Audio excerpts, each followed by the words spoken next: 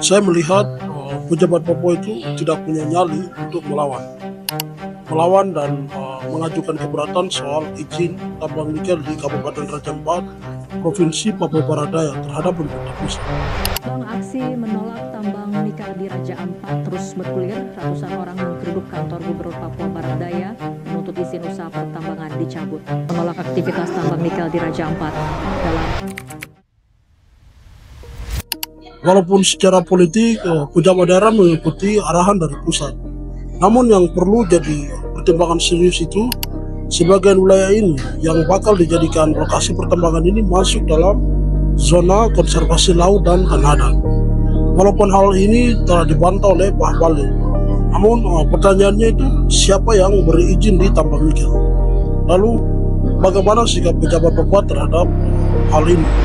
Berapa info medsos yang lalu itu fotonya seperti itu, tapi narasinya gak nikel. Jadi kita langsung ke lokasi gak nikel. Nah, kita lihat, yang saya lihat di sana itu yang saya sampaikan. Beberapa lokasi yang dijadikan tempat untuk tambang nikel seperti Pulau Gak, Pulau Manurang, Pulau Batangpele dan Pulau Manyaifun, Pulau Kawai dan Pulau Waigeo, dan semua ini sudah mendapatkan SK dari Menteri SDM dan sudah dapat izin usaha pertambangan dari Bupati Raja Ampat.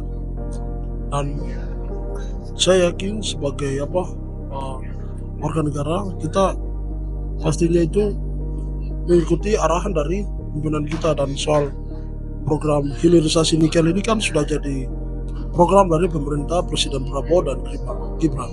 Namun Raja Ampat ini bukan sekedar pemandangan. Ini adalah rumah tempat hidup masyarakat adat Papua dan warisan dunia.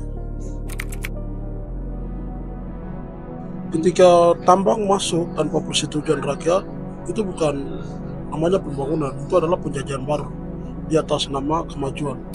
Dan kemajuan itu tanpa mendengar suara orang yang paling berdampak, yaitu orang asli Papua sendiri.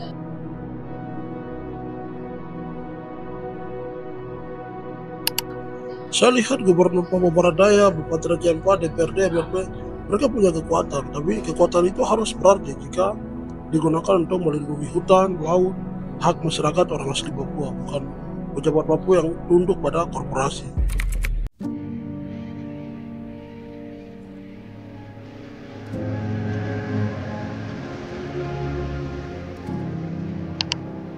Penolakan itu, saya sebagai orang asli Papua, saya melihat bahwa penolakan harus dilakukan, harus ditolak. Dan penolakan itu bisa saja lewat jalur hukum, seperti bisa melalui DPR RI, Mahkamah Agung, Mahkamah Konstitusi, dan bahkan dukungan dari LBH dan Suara Rakyat.